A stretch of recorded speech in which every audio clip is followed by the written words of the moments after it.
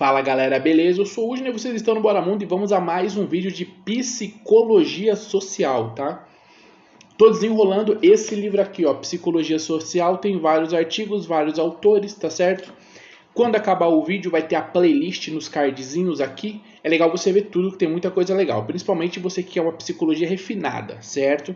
Vamos lá, já falamos sobre heurísticas, já falamos sobre pensamento automático, agora a gente vai falar sobre pensamento automático e comportamento, tá certo? A ideia é o seguinte, qual é a relação, o que tem a ver pensamento automático com comportamento, tá?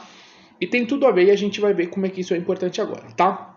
Bom, o que a gente vai ter? A gente vai ter lá em 2006 nos experimentos feitos exatamente para testar isso daí, entendeu? Testar assim, vamos ver como que primeiro, né, vamos constatar que o comportamento automático faz parte, o pensamento automático faz parte do comportamento, e vamos ver aonde é que no comportamento esse pensamento automático aparece, onde ele se manifesta, certo? Isso daqui vai ser bem interessante. Bom, em 2006 a gente vai ter então esses experimentos, eles vão ser guiados aí principalmente por alguns pesquisadores, tá certo? E galera, não me preocupei em falar o nome deles certo, eu vou deixar o nome deles escritos aqui na descrição, tá certo? Que os nomes são todos diferentes, né? Tem o Cesário, tem o Planck e tem o Heinz, se eu não me engano, tá? E são alguns pesquisadores que fizeram esses testes, esses experimentos para fazer essas análises, tá? Bom, 2 pontos importantes. O primeiro ponto, ativação dos esquemas de comportamento coerente e automáticos. A gente vai ter dentro desse experimento uma coisa muito importante que foi constatada, tá? O que eles constataram em primeiro momento? Surgiu uma mecânica nesses experimentos para ativar os esquemas de pensamento automático, tá? Isso significa que ia acontecer comportamentos e nesses comportamentos ia aparecer os pensamentos automáticos, certo? E aí foi constatado 2 coisas importantes: o próprio pensamento automático e a coerência de como isso acontece. Então, primeiro ponto importante. Segundo ponto é que isso servia inclusive, né, para preparar as pessoas para interagir com outras pessoas, interagir em outras situações.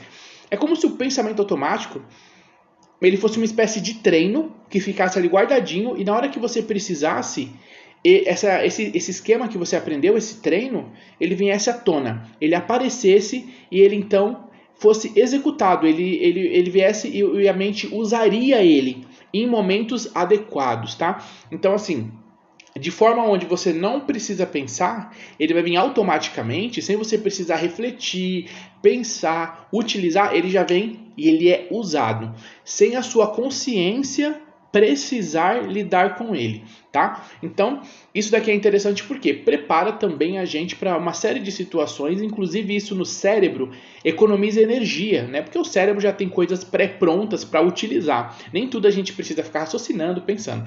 Então, esse experimento vai trazer essa série de situações, essa série de respostas interessantes para a gente entender o que o comportamento tem a ver com pensamento automático, certo? E eu vou falar, calma, nesse vídeo ainda, um experimento que foi feito, como é que funcionou, tá bom? Para vocês entenderem melhor.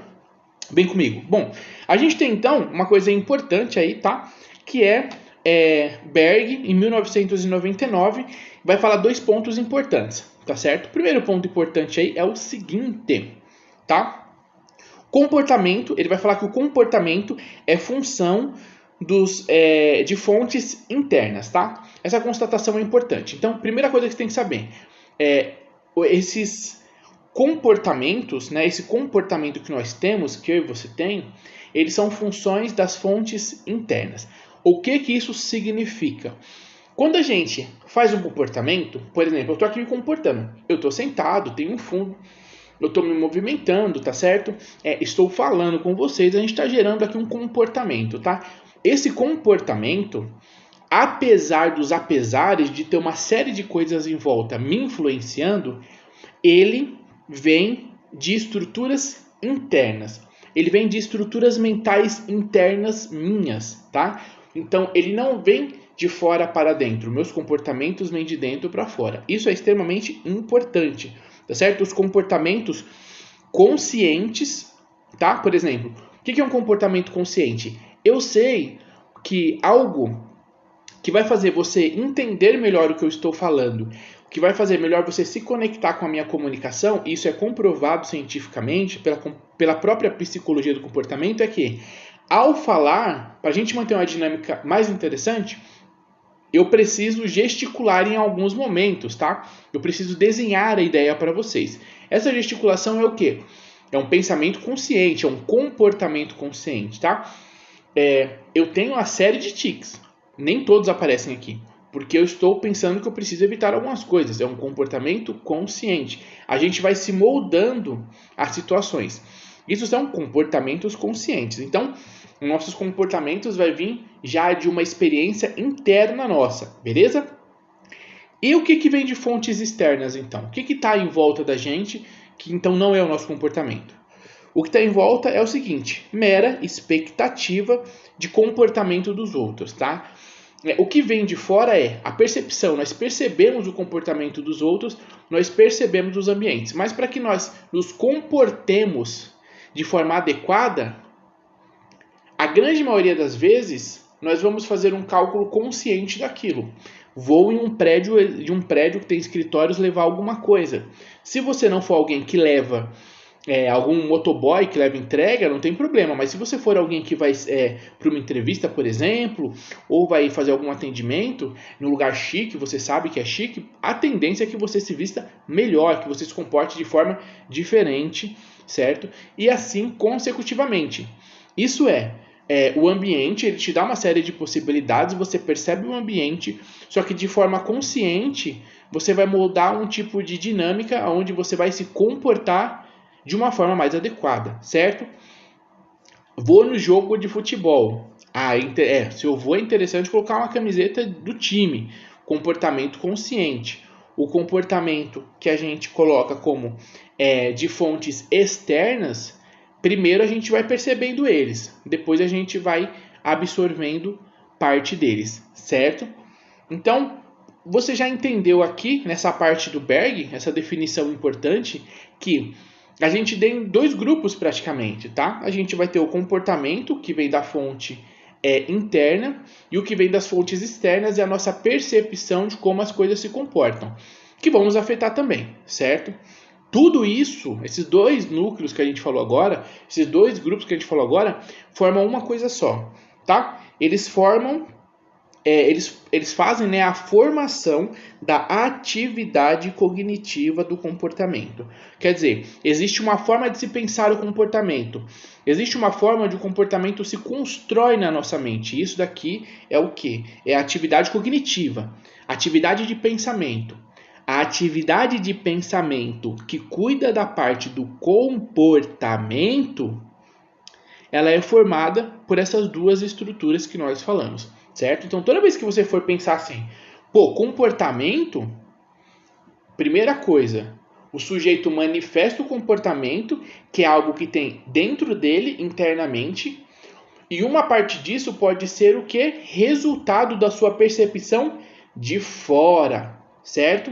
Nem sempre, mas uma parte do resultado da percepção de fora. Ele olha lá fora, ele tem, então, comportamentos acontecendo, ele vai refletir e vai perceber esses comportamentos, e aí tem um detalhe, ele pode perceber de forma consciente ou não, e aí isso vai fazer um papel de influenciar o seu próprio comportamento. É isso que vai modelar essa estrutura de comportamento na nossa cabeça, certo? Eu falei que aqui agora a gente chegou, num assunto sinistro, entendeu? A gente está falando que nem gente grande de psicologia agora, tá? Conversa de gente grande, então tem que prestar atenção, respira aí, que a gente está falando de psicologia de alto nível, certo? Dois pontos importantes, tá certo? O ambiente externo é capaz de influenciar o comportamento de forma não percebida. Isso é interessante. Como eu disse, o comportamento de fora ele pode ser percebido e ele vai ser percebido, mas nem tudo vai ser percebido, certo? E ele vai influenciar o sujeito, sim. Agora, ele pode influenciar o sujeito de forma consciente, por exemplo, no jogo de futebol. eu entendi que é legal eu ir de camiseta, né? Tá calor, eu vou de shorts, tênis. Só que vai acontecer uma série de comportamentos e dinâmicas do seu comportamento que eles vão acontecer de forma inconsciente.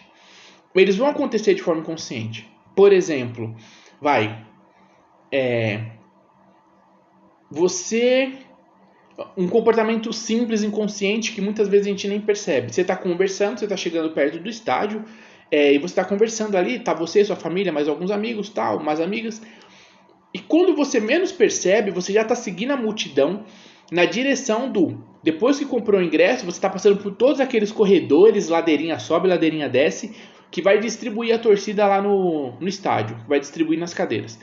Esse caminho todo, você vai conversando com a galera, você está andando e você não está nem percebendo. Você está indo, por quê? Porque automaticamente o teu cérebro, ele olhou para fora, falou, opa, então a galera está indo para esse caminho, então é aqui que nós vai. Só que você, a sua consciência está preocupado com a conversa que você está tendo com a galera. Não, aquele dia do jogo lá, meu, foi mal, pô, aquele cara, onde devia ter trocado ele, substituído.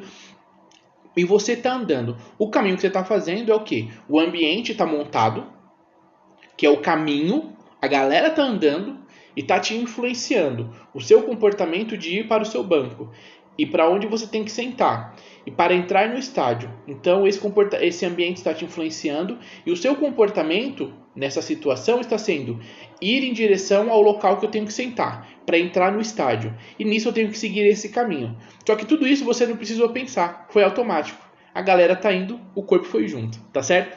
Então é um pensamento de forma automática, quer dizer, o ambiente ele te influencia e faz com que você tenha comportamentos automáticos. Um comportamento automático, como eu disse no vídeo anterior, tudo sobre comportamento automático, é aquele comportamento que você executa e você não usa o racional, você não raciocina, ele simplesmente acontece, certo? Outro ponto importante é o nosso comportamento pode ser emitido de forma automática, sem participação consciente. Exatamente.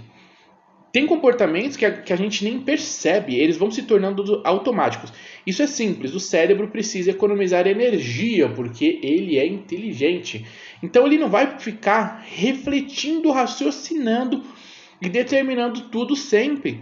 Ele vai transformar grande parte de tudo que você executa em pensamento automático. Pensamento onde o cérebro vai entender, vai compreender, já vai refletir sobre aquilo e vai falar, entendi. Então, nessas situações aqui, nós vamos agir assim. Olha que inteligente, que interessante, né? Então, é uma máquina muito louca. Então, ele vai acontecer sem a participação do consciente, né? O consciente vai estar ali pensando uma coisa e o pensamento automático vai fazer outra. Isso é legal, por exemplo, quando a gente fala de dirigir. Dirigir acontece exatamente isso. Ele se torna um pensamento automático, autônomo, e ele está ali. E você, sem perceber, hoje em dia a gente consegue fazer isso. Você está falando no celular, comendo amendoim, olhando para as placas, só que você nem percebeu que você está olhando para as placas, trocando de marcha, mexendo na embreagem, acelerando, trocando, virando o volante, olhando no espelho ao mesmo tempo que você fala para a criança atrás, ô, não mexe aí não. E metade dos seus comportamentos foram comportamentos inconscientes, foram dinâmicas inconscientes. O seu pensamento automático, inconsciente, fez você fazer coisas que você nem se deu conta, que já está automática. E você está prestando atenção no que seu amigo está falando. Oi, você vai vir aí pro churrasco e tal, você vai trazer a família. Só que vai ser domingo à tarde, porque eu vou trabalhar domingo de manhã. E você está aqui e ao mesmo tempo está prestando atenção na placa. Então, quer dizer, você consegue executar uma série de atividades, uma série de comportamentos e parte delas é inconsciente. E o consciente nem vai ter acesso. Você nem vai perceber. Ela vai acontecer sem a sua consciência, certo? Isso aqui é extremamente importante para você entender que existe uma série de comportamentos que as pessoas não pensam. Por exemplo, quando nós falamos de fobias, as fobias são esses medos, né, que são inconscientes. Não adianta você falar que a pessoa é boba, fobia de verdade, ela não passa pelo sistema consciente, tá? Bom, não vou explicar isso agora, como é que isso funciona de forma neurofisiológica, tá? Das partes do cérebro que ela pula e ela pega um atalho, então o seu cérebro faz o seu corpo reagir sem que você perceba. né? Você, quando leva um susto, tem medo de cachorro e é uma fobia, você não escolhe tipo assim, ai meu Deus, o cachorro, deixa eu pensar. Você entra em estado de pânico ali, estado de alerta total. Isso não é uma reação consciente, tá certo? Então, quer dizer, existem essas dinâmicas de pensamento, onde o pensamento automático, inconsciente, ele não tem essa conexão com a consciência, tá? Isso vai acontecer muito na construção das nossas reações no dia a dia. Por exemplo, um psicólogo vai atender, por exemplo, um terapeuta vai atender alguém, e uma das coisas que tem que ser percebidas é sobre o seu sistema de comportamento, suas reações sobre as coisas do dia a dia, sobre as coisas da sua vivência, como é que elas acontecem, né? As principais reações, os principais comportamentos, eles estão sendo dirigidos de forma consciente ou inconsciente. Por quê? Então isso é importante para a gente saber o que está em primeiro foco, o que está em segundo foco, o que é mais importante, o que é menos importante, o que está guiando a pessoa, o que não está guiando a pessoa, certo? Isso é extremamente importante para a gente saber como é que funciona o comportamento da pessoa. E entender sobre o comportamento e sobre os pensamentos automáticos é extremamente importante para você entender que parte do comportamento está acontecendo por pensamentos automáticos e não estão passando pela consciência, certo? Bom, experimento de Berg, aqui são outros nomes que eu nem procurei para falar certo. Vou deixar aqui na descrição, se aventure pesquisando para falar esses nomes em húngaro, em alemão, é uns nomes sinistros, em ucraniano. Berg, Chine e Burroughs, certo? 1996, tá certo? Logo ontem. Vamos lá, o que vai acontecer? Eles vão fazer um experimento, tá certo? Para testar os comportamentos, esses comportamentos e os pensamentos automáticos. Como é que os pensamentos automáticos eles influenciam o comportamento? Eles vão fazer um experimento um tanto quanto simples, tá certo? Naquela estrutura básica, eles vão ter o grupo controle e os grupos que vão participar ali com o conteúdo da pesquisa, tá? O conteúdo do esquema, do experimento. Bom, vai ser feito por participantes. Os participantes eles vão ser expostos a palavras de rispidez, tá? Primeiramente, como por exemplo, rude, descordez, importuno, palavras ríspidas, de falta de educação, né?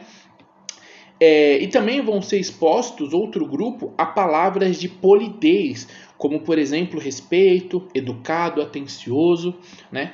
Então, fizeram dois grupos e um grupo foi exposto a palavras de rispidez, né, de deseducação, e um a palavras de polidez, de educação, tá? Bom, situação onde a situação que eles foram colocados é o seguinte: existia um grupo de pessoas, eles poderiam, né, teriam que participar desse grupo, avançar diante desse grupo e eles poderiam interromper esse grupo para pegar uma informação, tá certo? Uma informação ali bacana. Então eles teriam que interromper o grupo, muito provavelmente. Então os pesquisadores colocaram o experimento e foram fazer esse monitoramento. Qual foi o resultado?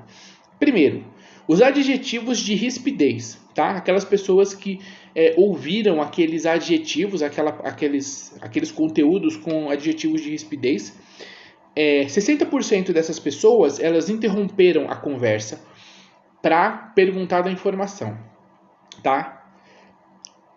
Dos adjetivos de polidez, de educação, só 16% das pessoas interromperam a conversa para pedir informação. Olha só que doideira.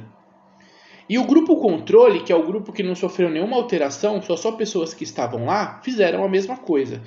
E foram até o grupo. Só que 38% interromperam e o restante não interrompeu. Tá certo? E desse grupo controle. Qual é a conclusão? A gente tem uma moldura de comportamento. Olha só. As pessoas que ficaram expostas a adjetivos ríspidos, de falta de educação, elas tiveram mais coragem, certo? E elas tiveram comportamentos com mais frequência de rispidez, de interromper uma conversa para pedir uma informação, certo? Então o corpo fez aquele cálculo, absorveu essa informação externa, que qual era a informação de rispidez, de falta de educação, e pediu a informação. E 60%, vamos colocar assim, de 100 pessoas. Pô, de 100 pessoas, galera, isso significa que 60 pessoas interromperam a conversa. E dos grupos de polidez, né? Os grupos de polidez eram aquelas pessoas, obviamente, que pegaram aquelas informações de educação, certo? E só 16% foram as pessoas que interromperam. Um número baixíssimo. De 100 pessoas, só 16 pessoas foram lá e interromperam a conversa. Quer dizer, extremamente baixo o número. E do grupo controle foi 38, né? Que seria praticamente a tendência normal das pessoas. Tá? Se a gente for comparar o grupo controle, que é 38, caiu de 38 para 16. O que nós temos aqui? A gente tem pessoas em uma situação onde elas foram expostas a certos tipos de palavras que acabam influenciando certo tipo de comportamento. O que foi comprovado? Que realmente, quando você gera um pensamento e ele é influenciado por algumas coisas, por qualquer coisa que seja, e ele fica exposto muito tempo àquela coisa, ele pode ser influenciado segundo essa coisa. No caso da rispidez, o pensamento automático, né, que absorveu essas palavras de rispidez, de falta de educação, ele se manifestou nessas pessoas quando foi necessário interromper uma conversa. Então, com aquela postura, qualquer ideia de rispidez, que não interessa, que eu vou interromper mesmo, que eu preciso, vocês têm que entender que eu vou interromper a conversa, interromper não tem nada a ver, constrói toda essa ideia e acontece um comportamento muitas vezes automático sem você perceber. E aí a pessoa interrompe e pede a informação. Já as outras pessoas com esse comportamento de polidez, se formou um pensamento de não interromper, ou pelo menos de esperar ter uma brecha onde ela poderia pedir licença e pedir uma informação. Então a quantidade de pessoas que decidiram interromper foi muito baixa. E com certeza, se é um experimento, o grupo de pessoas que estavam conversando e tinha que ser interrompida, eles não paravam de conversar, muito provavelmente. Eu não sei desse detalhe, mas poxa, se abrisse uma brecha, com certeza a grande maioria ia pedir informação. Então, para você ter essa informação, você teria que entrar com agressividade, ou entrar de bicão, ou cortar realmente o raciocínio e a conversa. Isso mostra pra gente o quanto isso é importante. E por isso que a gente vê aquela máxima de que você não é mais forte que o ambiente. O ambiente vai te apresentar todo um comportamento, uma possibilidade de estar ali. É muito difícil você vencer o ambiente. Por isso que se trabalha essas coisas em instituições, principalmente na área do ensino, né? Onde você vai nas escolas americanas, por exemplo, um dos fatores que fazem a influência do conhecimento, de absorção do conhecimento, é as salas. As salas todas são ambientes. Aqui as salas que a gente tem parece cadeia, né? 4 paredes, um monte de mesa, tudo uma atrás da outra, e é isso, tá? Lá tem as salas ambientes, tem os materiais que você pode utilizar. Em praticamente todas as salas tem livros, tem prateleiras, tem mapas na parede, tem uma série de elementos aonde constrói um ambiente que te influencia. Você está vendo livros, você está usando livros. Muitas vezes eles ficam em outros formatos, eles fazem trabalho em grupo, trabalho em roda, trabalho em mesas onde cabem 6 pessoas. Isso tudo influencia uma outra forma de pensar o conteúdo, de pensar relações humanas, de pensar relações em grupo. Por quê? Se pensa em um ambiente que pode influenciar aqueles indivíduos, tá? Por quê? Porque a gente já viu nos experimentos que tanto a forma de falar, as ideias apresentadas, quanto o ambiente, eles podem sim influenciar, e essa influência é real. E nós vamos manifestar de forma consciente ou inconsciente comportamentos, certo? É isso, espero que você tenha entendido. A gente falou aqui de forma bem adulta, certo? Sobre psicologia social, pensamento automático e comportamento, certo? Do livro Psicologia Social. Estamos aí evoluindo muito, tem bastante coisa do vídeo. Acabou? Vou deixar a playlist aqui, ó. Clica nela e vê os outros vídeos. Curtiu o vídeo? Escreve aqui embaixo o que você mais gostou de conteúdo do vídeo, certo? Escreve Psicologia Social. Tamo junto, valeu, não esquece de compartilhar na tua faculdade esse vídeo, dá o seu joinha e até o próximo vídeo.